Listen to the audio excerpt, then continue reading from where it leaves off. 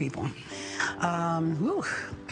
Who don't I like? Well, let's see. We're gonna do it rough. Okay. The Queen of Soul herself, Aretha Franklin, wasn't afraid to speak her mind, even when it came to calling out the musicians she hated.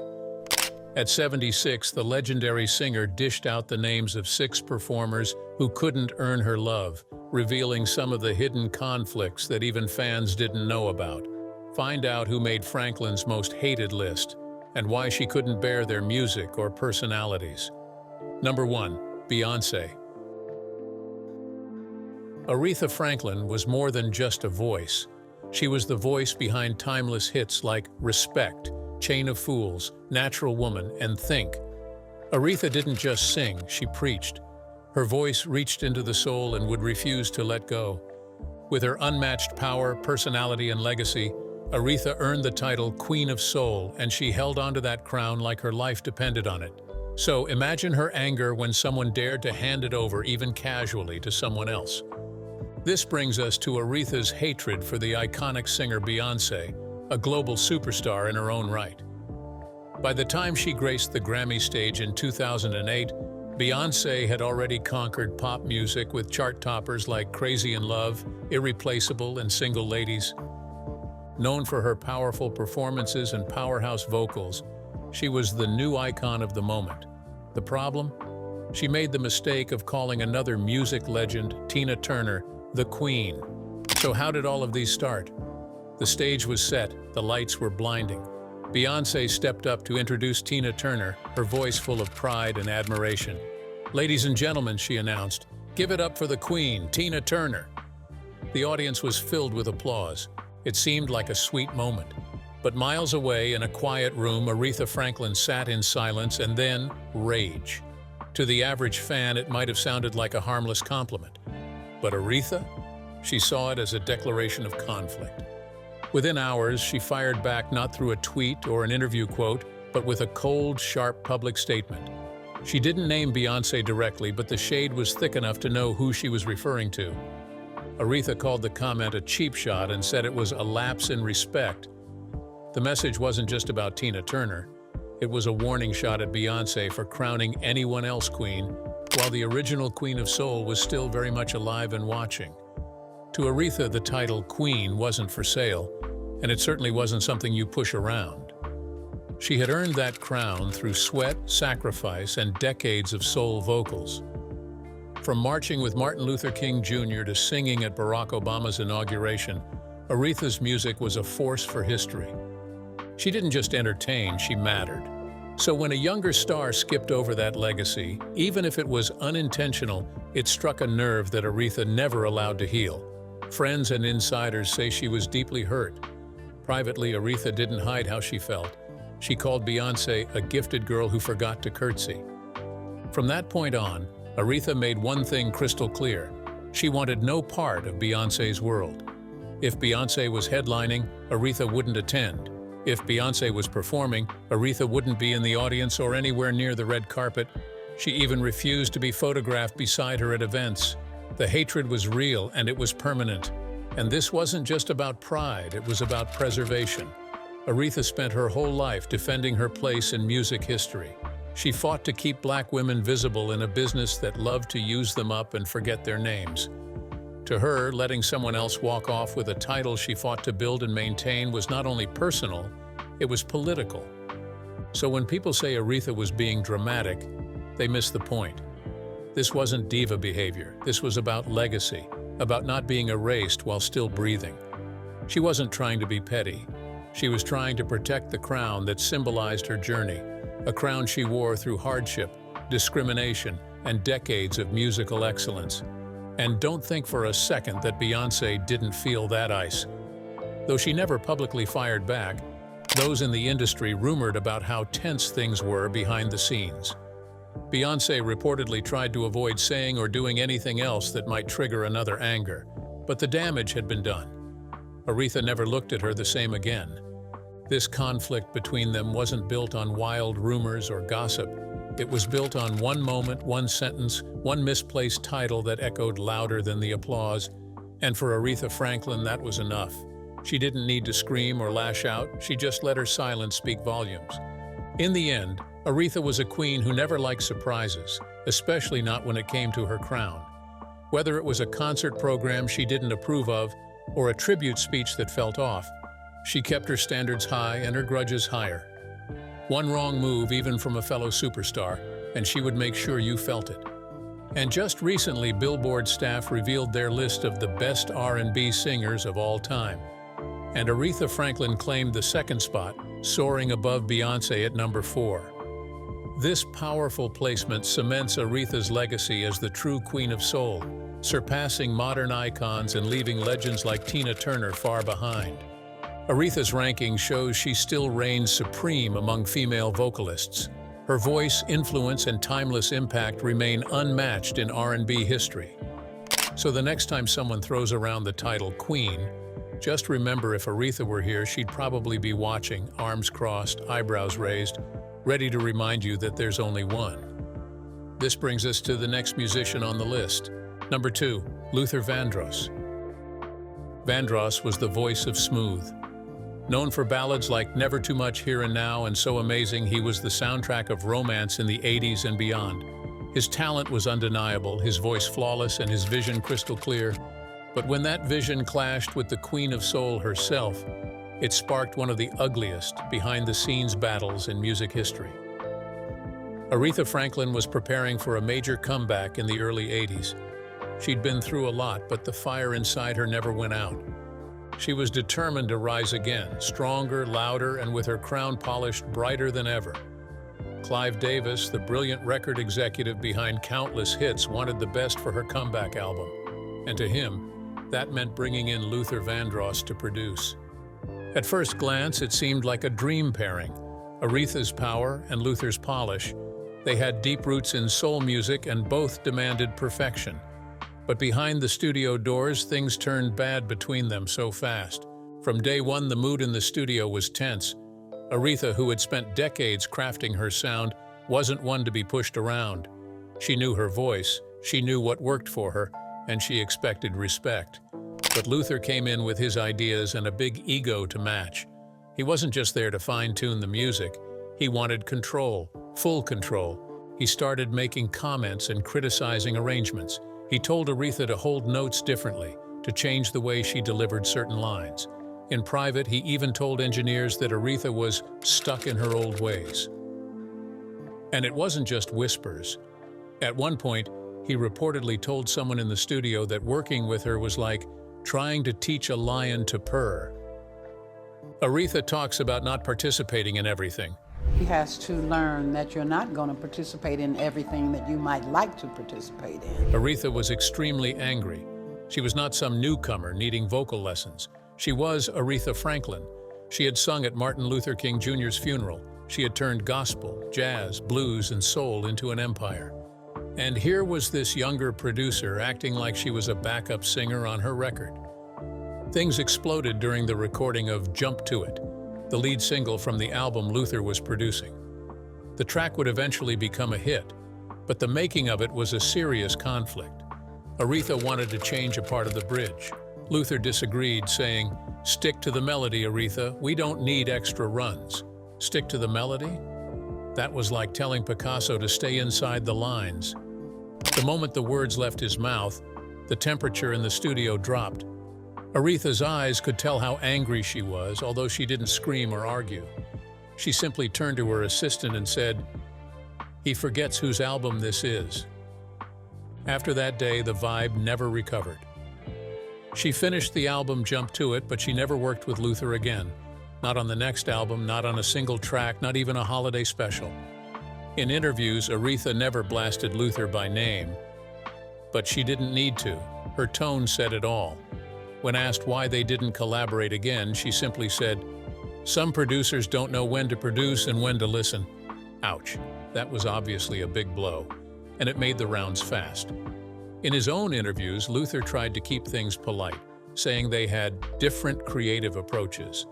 But insiders say he felt burned. One source claimed Luther believed Aretha was too set in her ways to be modern, calling her hard-headed behind closed doors. That wasn't just a creative clash. There was a deep shade from both sides. Aretha never forgot the experience. According to her closest friends, she would bring it up anytime someone suggested a younger producer. "I've had enough of little men with big opinions," she reportedly said once. The irony?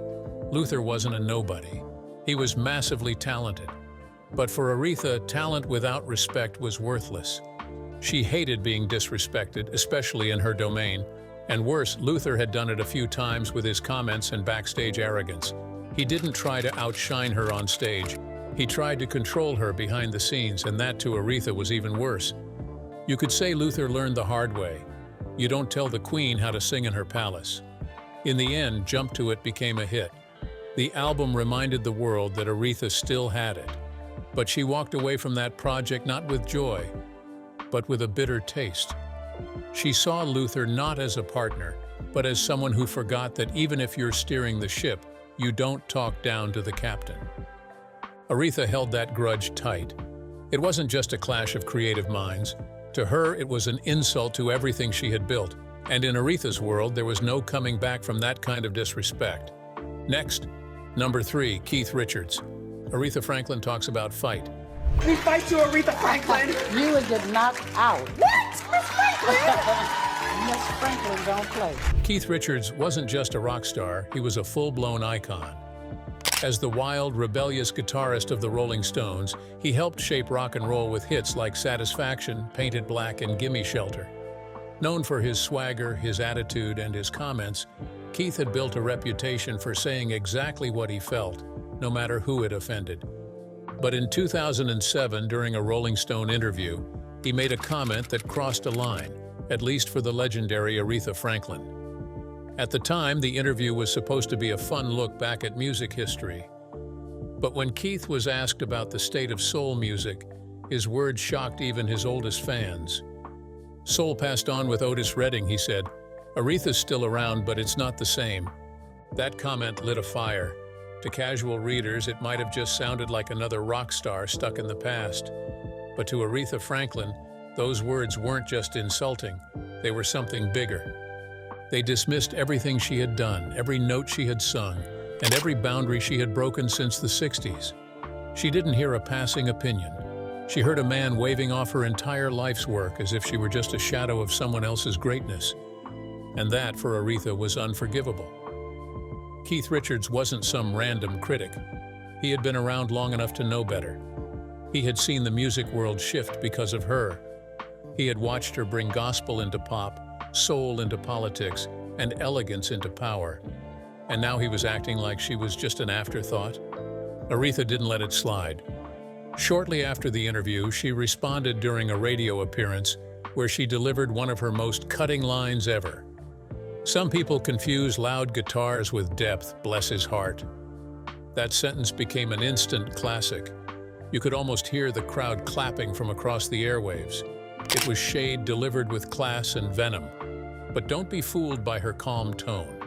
Behind closed doors, Aretha was a no-nonsense person. Friends say she was shocked that Keith would dare downplay her influence, especially considering how long she had been dominating the industry. She had performed for presidents, marched with civil rights leaders, and collected more Grammys than the Stones could dream of. She wasn't just part of the conversation, she was the conversation. And then there was Keith, brushing her off like a forgotten melody. From that day forward, Aretha made her feelings crystal clear. She banned any mention of the Rolling Stones during her appearances. If someone played their music around her, she asked for it to be turned off. She refused to co-headline any show that included them. And when Richards was being honored at events, she declined the invitation. She also refused to share space with him in any form. No shared red carpets, no joint tributes, not even a photo. And when award committees suggested honoring both legends in the same evening, Aretha's team made it clear, not if he's in the room. She never spoke his name again. To the public, it might have seemed like another petty move, but those who knew Aretha understood she didn't play games with her legacy. To her, it wasn't about ego, it was about respect. She had fought too long and too hard to be minimized by anyone, especially a man from a genre that had often pushed black women to the sidelines while celebrating white male rebellion. To her, soul music wasn't lifeless. It lived in her voice, in her heart, in every performance. It lived in the way she stood behind a mic and told the truth even when it hurt. And she wasn't about to let some aging rocker suggest otherwise. In fact, one insider claimed that when a producer once suggested doing a mashup tribute with the Rolling Stones, Aretha's response was shocking. "I don't duet with denial." And make no mistake, Aretha hated everything about Keith's comment. Not because it questioned her fame, but because it questioned her place in the soul she helped build. Otis Redding was brilliant, no doubt. But to Aretha, saying soul passed on with him was like saying jazz ended with Louis Armstrong, or gospel stopped with Mahalia Jackson. She knew her worth. She knew her legacy. And she didn't need a Rolling Stone to validate it. But she did expect people to remember it and respect it. Keith Richards may have survived years of rock and roll chaos, but one thing he couldn't escape was Aretha Franklin's anger and hatred. And when the Queen of Soul shuts the door on you, it stays shut. This brings us to the next musician on the list. Number 4, Ray Charles. Ray Charles was no stranger to the spotlight. With unforgettable hits like Georgia on My Mind, Hit the Road Jack, and I Got a Woman, he helped shape the sound of soul, R&B, and even country music. He was a genius at blending styles and bringing a raw emotion to everything he touched. But for Aretha Franklin, the Queen of Soul, there was one moment she never forgave, and the name Ray Charles stirred up more anger than admiration. The two had known each other for years, both legends in their own right. Their paths crossed often at award shows, concerts, and studio sessions. Fans dreamed of a full album between the two stars, but what they got instead was one unforgettable disaster. It was the mid-1970s, and a major television network had pulled off a rare booking. This was a live duet between Aretha Franklin and Ray Charles. It was marketed as a once-in-a-lifetime moment. Two icons, one stage, one unforgettable performance. In rehearsals, things seemed promising. Aretha and Ray were relaxed, smiling, even joking between takes. Their voices blended so well that musicians and producers clapped after each run-through, already sensing this would be history in the making. But when the cameras started rolling, Ray Charles had a different plan. Right from the first note, something was off. Aretha came in as rehearsed, hitting her part with that signature control and strength. But Ray, he started riffing. He stretched the intro longer than agreed. He twisted the melody, broke from the planned arrangement, and added surprise vocal runs that hadn't appeared in a single rehearsal. He changed the entire structure they had carefully built and replaced it with his own style. At first, Aretha tried to adjust. A true professional, she followed his lead, but only to a point. As Ray kept dragging out the verses and throwing in stuff that clashed with her rhythm, she began to lose control of the performance. What was supposed to be a powerful duet began to feel like a messy jam session, and not the good kind. To the average viewer at home, it may have seemed like magic. Two stars improvising live. What could be more exciting? But those who knew music, and more importantly, those who knew Aretha, saw the truth. This wasn't just an unexpected twist. This was a big damage. Ray Charles, always the showman, knew exactly what he was doing, and behind the scenes, his behavior confirmed it. After the performance, a few producers overheard him laughing. "She's great," he reportedly said, "but not quick on her feet." That line hit Aretha like a slap. It wasn't just shade, it was a deep cut aimed at her skill, her timing, her professionalism, and from someone she had respected. Aretha was so angry, and that was the last time she ever performed with Ray Charles. No more duets, no joint concerts, not even casual appearances. She cut him off like a bad verse. And while she never addressed it in public interviews, those close to her say she was deeply hurt. In private, she told friends the performance was stolen. "He hijacked it," she allegedly said. "That wasn't a duet, that was his solo with me as the background." Aretha believed Ray had turned her into a punchline, a sidekick in a moment that was supposed to celebrate both of them. That night, the spotlight was entirely in his direction, not because of talent, but because he refused to share it. For Aretha, that wasn't just rude, it was unforgivable. Her entire legacy had been built on balance, control, grace under pressure. She had worked hard to command respect in an industry where men constantly tried to outshine her, dismiss her, or ride her at all times. But here was Ray Charles, a man she had trusted, doing it on national television. The real blow? They had never had issues before. This wasn't a conflict born from jealousy or clashing egos. They were friends. That's what made the betrayal cut even deeper. Ray Charles went on to work with dozens of other artists. Aretha, she never looked back. She called the shots like she always had. And when someone crossed her, especially someone she once admired, she didn't shout or cry. She just erased you from her world and filled your name with so much hatred. That's how she kept her crown. That's how she ruled her kingdom. And in Aretha's kingdom, Ray Charles became a ghost. Number 5. Dionne Warwick. Dionne Warwick was a voice of grace and timeless soul. With classics like Walk On By, I Say a Little Prayer, and Do You Know the Way to San Jose, she helped shape the sound of the 60s and 70s. She was one of the few artists who stood with legends. And one of those legends was Aretha Franklin. The two had known each other since their early days in the music business. Both women came out of gospel roots, both had ties to legendary producers, and both had the pipes to stop time. But even though they shared similar beginnings, their relationship was never easy. There was always a hint of cold conflict when they passed each other at events.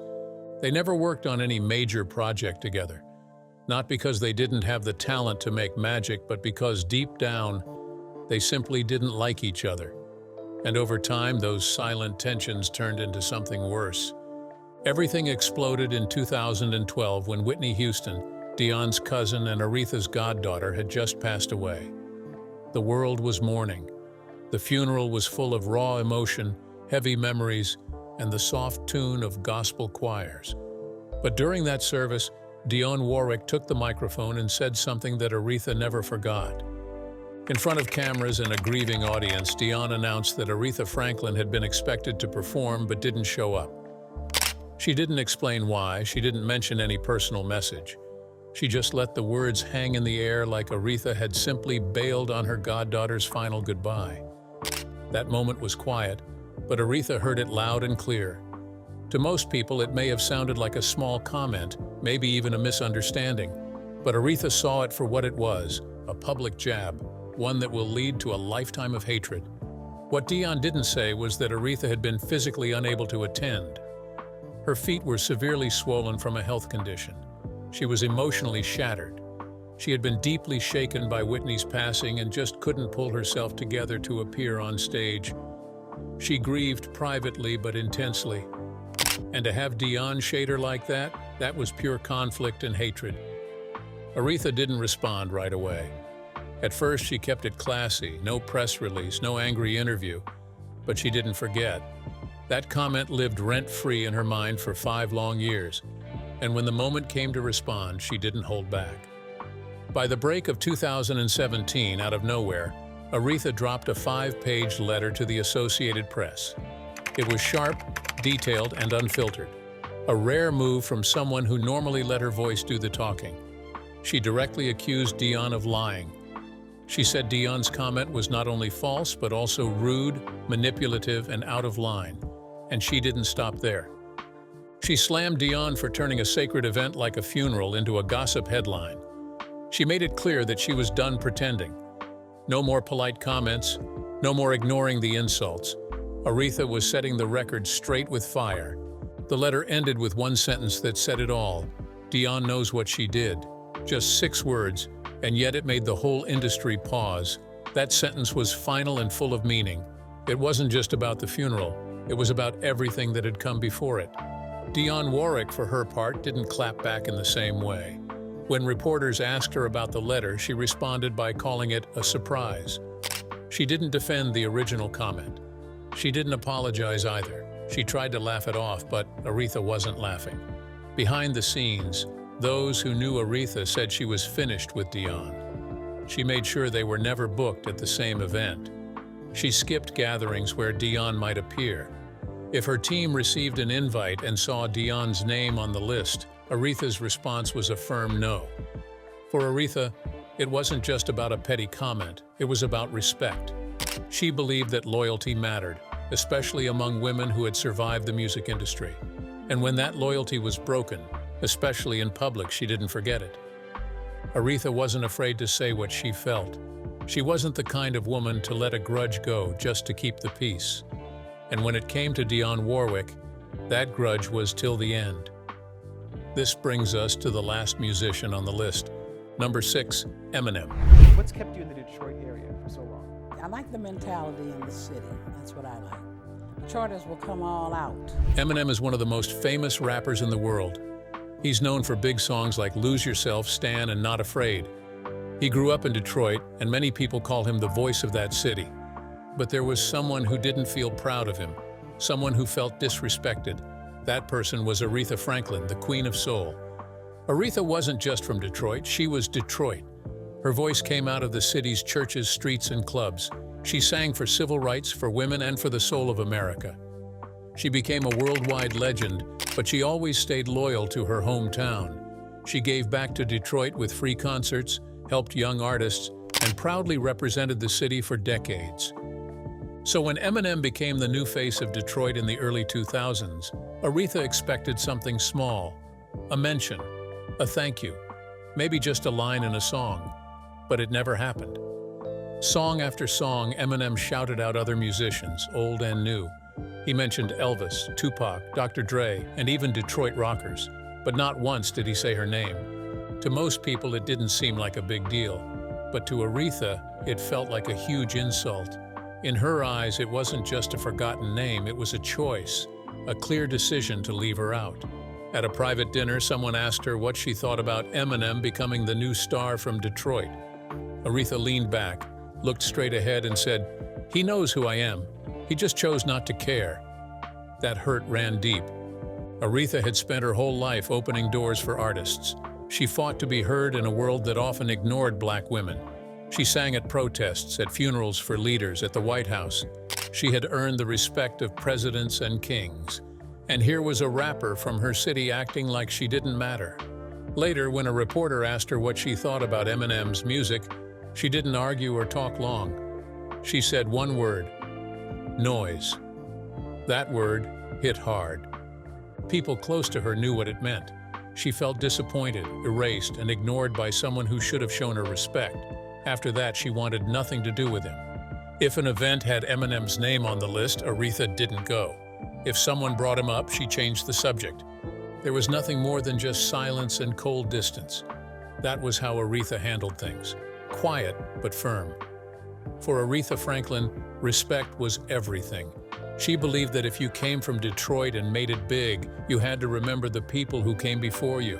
You had to honor the voices that made your voice possible. And when Eminem didn't do that, he lost her completely. She never called him out by name, but everyone close to her knew Aretha Franklin didn't like being ignored, and she would never forget who did it. At 76, Aretha Franklin didn't hold back. She finally named the 6 musicians she hated so much. Love her or not, Aretha always said what she felt with no filters, just pure soul. Which artist on Aretha's hate list surprised you the most? Feel free to leave your thoughts in the comments, and don't forget to like, share, and subscribe. Thanks for watching. See you in the next video.